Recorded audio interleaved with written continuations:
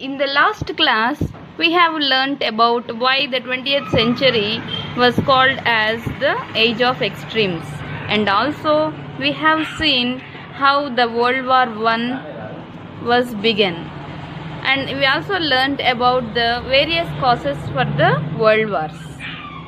So now, children, we see how was the world after the First World War.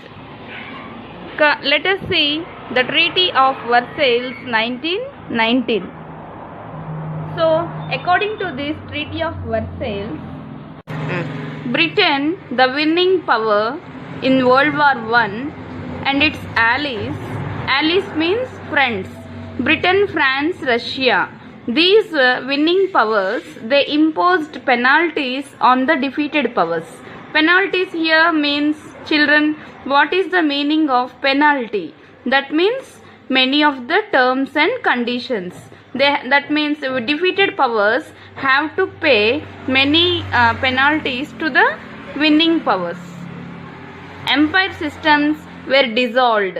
Children, previously, before World War I, there were empire systems like German Empire, Ottoman Turkey Empire, and Austria-Hungarian Empire. All these empire systems were dissolved and they were made into small nations. Germany had to pay war indemnity to the victorious powers. Germany had to pay war indemnity. Here, children, you see what is war indemnity. War indemnity means it is war compensation. Compensation. Germany, a defeated power, it had to pay compensation to the winning powers, victorious powers. Germany also lost a lot of its territories to France and other countries. So as Germany was one of the defeated powers, it had to pay a lots of compensation to the Britain and its allies, and also it lost many territories. Territories here means so much of land it had to lose, and it was taken by France and other countries.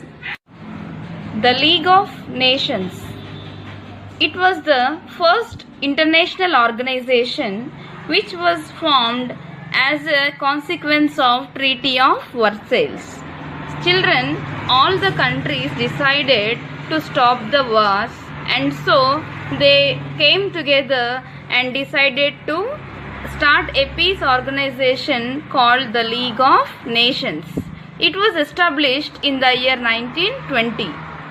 So now we see what was the main aim of League of Nations. Its main aim was to prevent wars. That means it always tries to prevent the wars, to stop the wars, and to settle the disputes peacefully. If there are any disputes among the nations, the League of Nations tries to settle the disputes between the nations peacefully. It also ensured disarmament. Disarmament. Here, children, we have seen in the last class that all these countries, they were competing with each other in increasing the arms, weapons. And so, this League of Nations, it tries to ensure disarmament. Disarmament here means it tries to stop the manufacturing of arms and to reduce manufacturing of arms. But it was failed to prevent World War II. Children, you know what was the period of the World War I? It is 1914 to 1918. But Russia came out of the war in the year 1917. You all know the two power blocks between in the World War I. Britain, France, Russia on one side, and Germany, Austria, Hungary on other side, and rest of all the countries supported these two power blocks. But children, Russia came out of the war in the year 1917. What was the reason for that?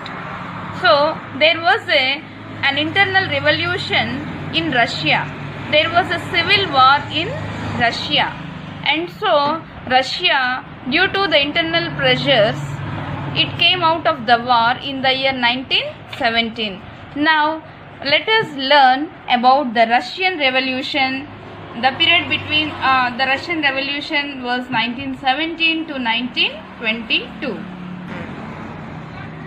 Children, can you see this vast area of Russia? Yes, it more than any other countries of the world, Russia is a vast country spread in two continents, that is Asia and Europe. That's why Russia is known as Euro-Asian power. Why? Because it is a vast country spread in two continents, Asia and Africa. Russia is the third largest populated country in the world. After India and China, China and India, Russia is the third largest populated country in the world. And it comprised of several nations like Kazakhstan and Uzbekistan, Turkmenistan, Ukraine, etc. All these nations this Russia comprised of. The livelihood of most of the Russians came from agriculture. Often there were struggles between peasants and feudal lords for control over the lands. Feudal lords owned most of the lands and most peasants used to pay the rent. Tsar Nicholas II ruled over his vast Russian empire with the help of army and bureaucracy. Russian economy suffered a lot.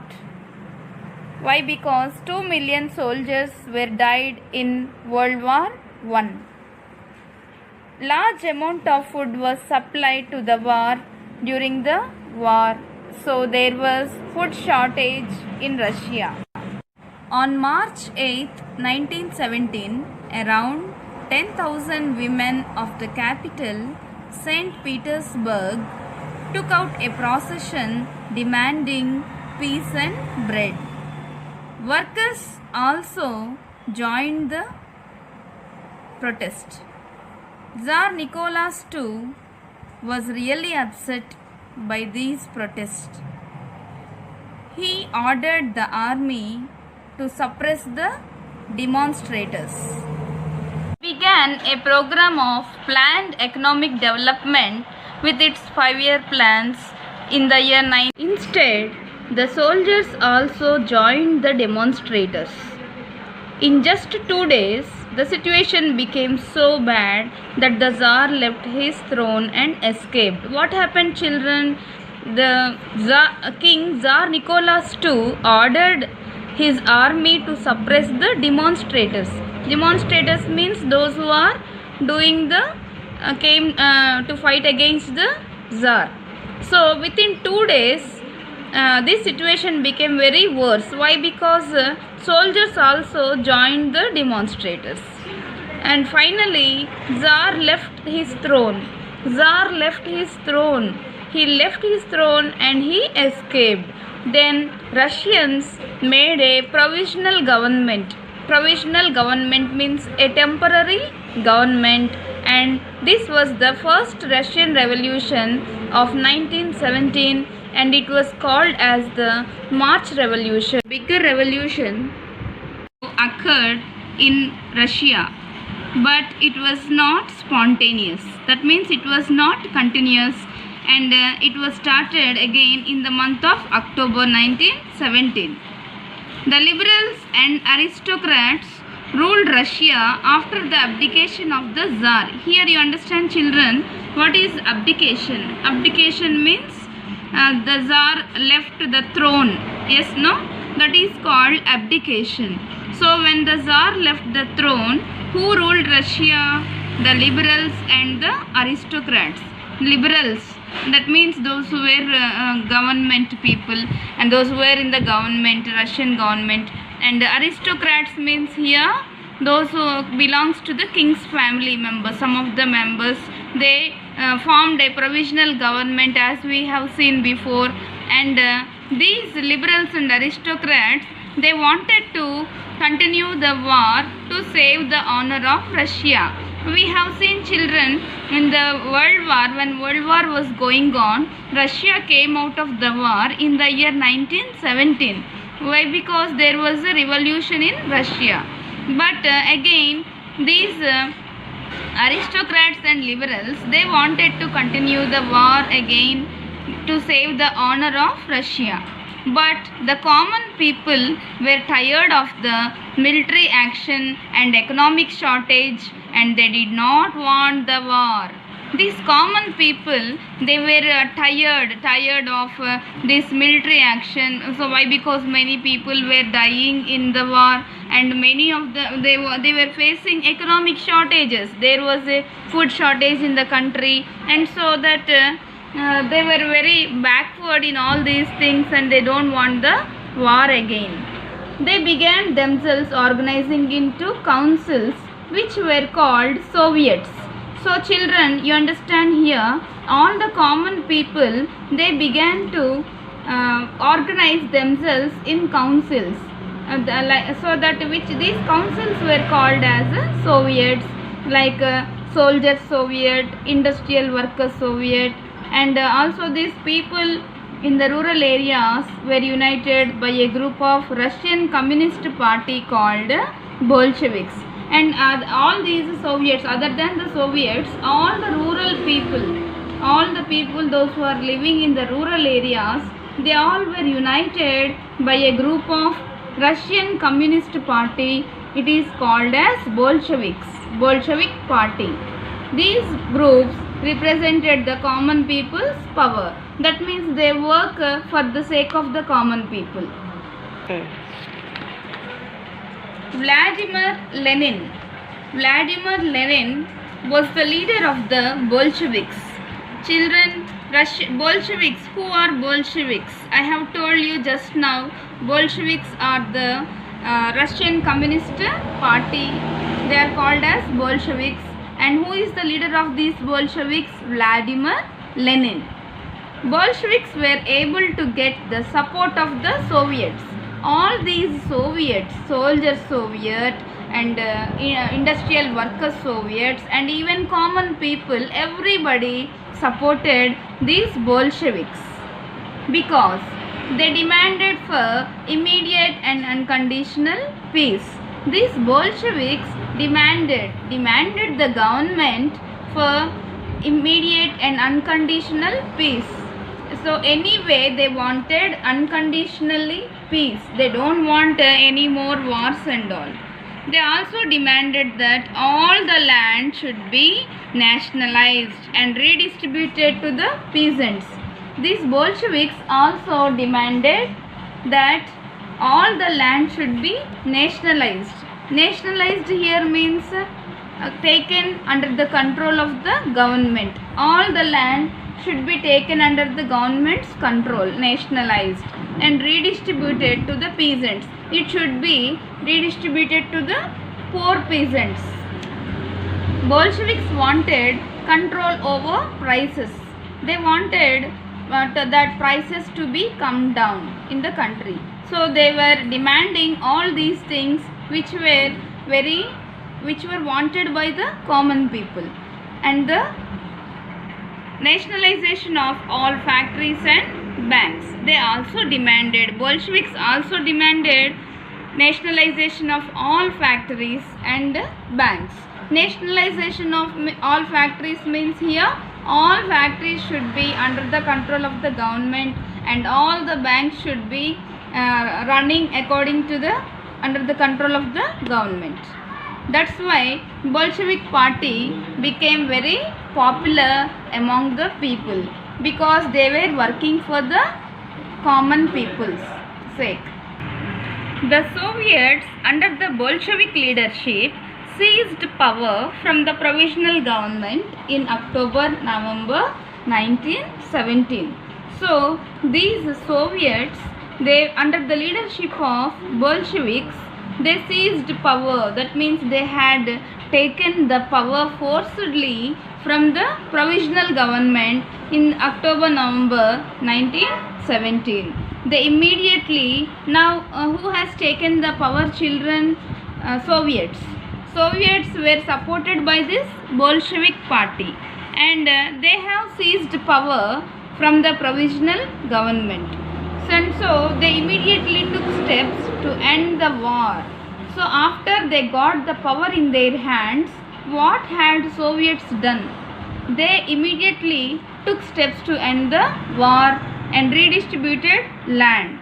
They took steps to stop the war, and also they redistributed the land among the poor peasants. Russia could not return to complete peace because a civil war was started. This war was led by white armies of Russian monarchists and anti-communist soldiers with help from Britain, France, USA and Japan. Children, there was no peace in the country. Why? Because there was again a civil war started. Civil war here means an internal war. The war between the two groups in a country. A war within the country. So, there was a civil war started in Russia, and this war was led by white armies of Russian monarchists. Russian monarchists here means armies, white armies which used to be under the control of the king's families, and anti-communist soldiers. There were some soldiers, some group of soldiers, those who don't support the communism.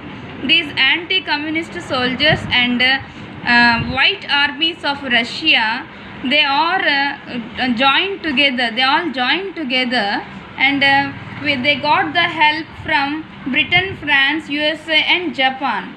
And why they got this help from these powerful countries? Why? Because Britain, France, USA and Japan, they were against communist ideology. They don't follow the communism. They were in fear of communism may become strong in Russia. So that these countries helped these white armies and anti-communist soldiers to fight with the Soviets. They were all defeated by 1920. The Bolsheviks also announced the end of the Russian Empire and permitted the various nations under it to become independent. So children, by 1920 all these were defeated, and the Bolsheviks also announced the end of the Russian Empire. They announced the end of the Russian Empire. That means there will be no more Russian Empire. And which are the countries were under the control of this Russian Empire? They have become free. They announced, Bolshevik announced that all these nations are free now.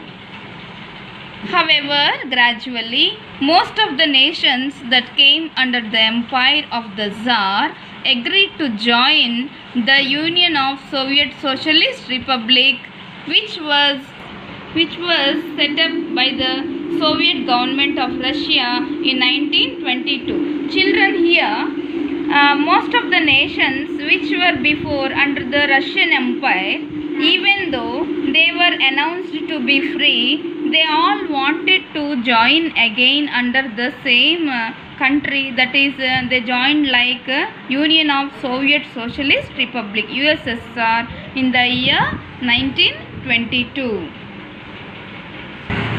Rise of Stalin.